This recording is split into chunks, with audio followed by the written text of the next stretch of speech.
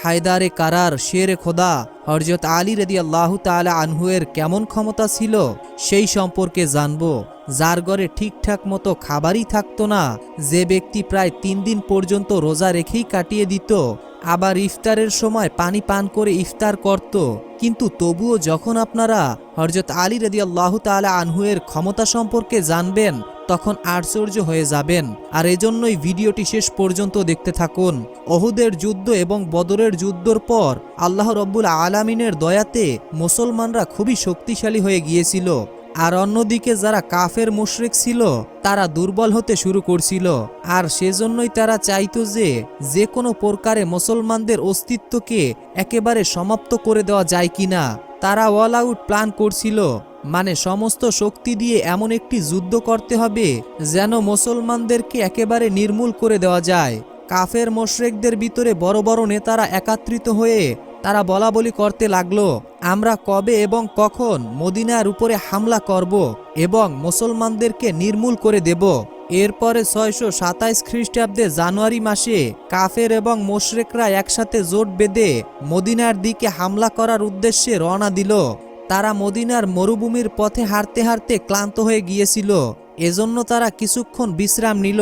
এই খবর যখন হযরত মুহাম্মদ সাল্লাল্লাহু আলাইহি ওয়াসাল্লামের কাছে পৌঁছালো তখন রাসূল সাল্লাল্লাহু আলাইহি ওয়াসাল্লাম তার সমস্ত সাহাবায়ে কিরামদেরকে ডেকে পাঠালেন এবং নবীজি উচ্চস্বরে বলতে লাগলো, একদিকে আরবের সমস্ত মুশরিকরা জোটবদ্ধ হয়েছে আর অন্যদিকে আমরা সামান্য কয়েকজন মুসলিম।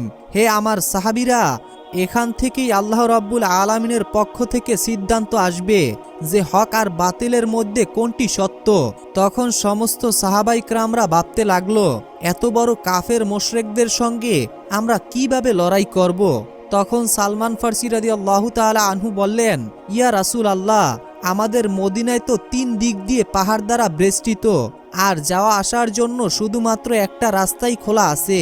যদি আমরা ওই রাস্তাটিকে বড় গর্ত করে দেই বা খাল খনন করে দেই তাহলে কোনো কাফেররা খোলাখুলি মদিনায় হামলা করতে পারবে না।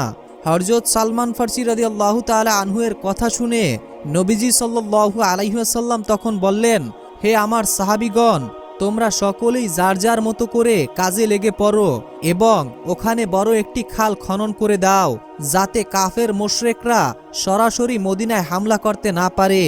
এরপরে আল্লাহ রাব্বুল আলামিনের দয়াতে সমস্ত সাহাবায়ে কিরামরা মিলে শেষ পর্যন্ত মদিনাকে হেফাজত করার জন্য ৪.৫ কিলোমিটার লম্বা ও ৪.৫ মিটার গভীর একটি খাল খনন করলো।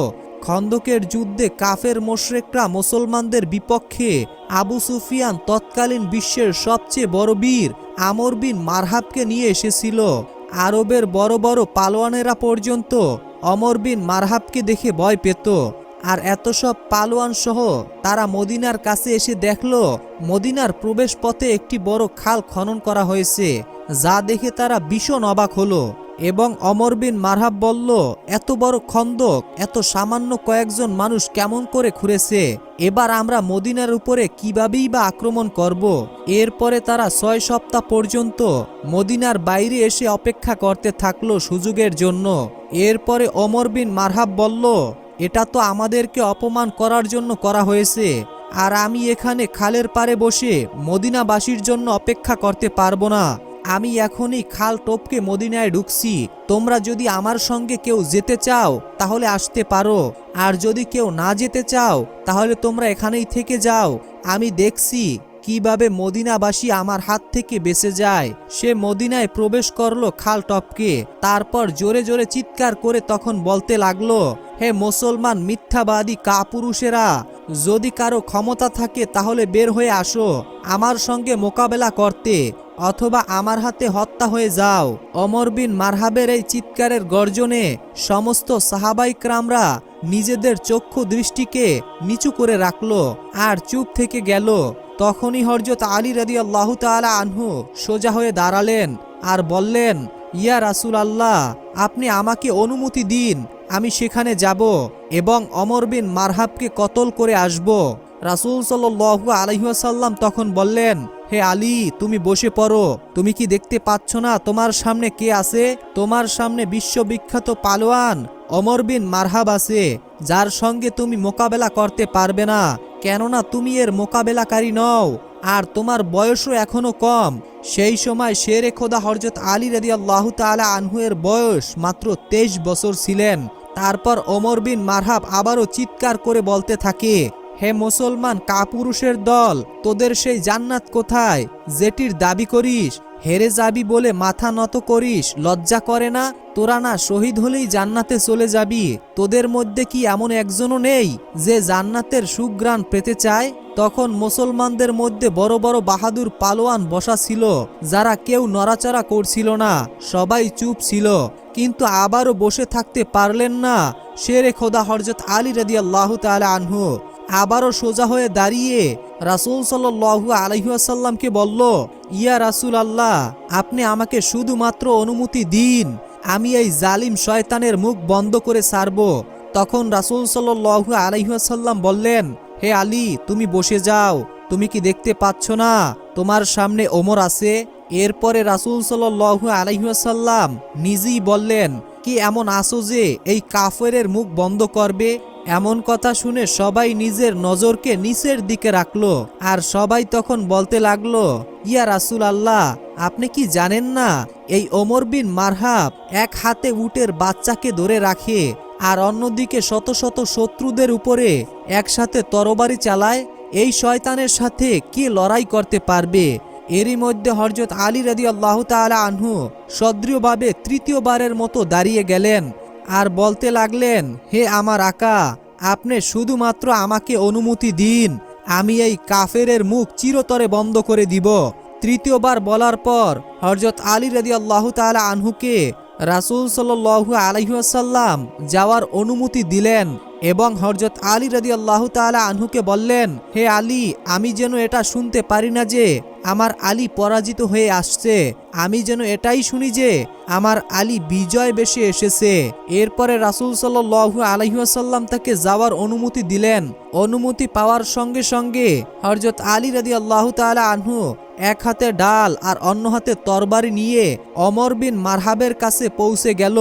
ওমর বিন মারহাবের সমস্ত শরীর লোহা দ্বারা ঢেকে ছিল, অর্থাৎ তার কাপড় ছিল লোহার তৈরিকৃত, এমনকি তার মাথার টুপিটাও ছিল লোহা দ্বারা তৈরিকৃত।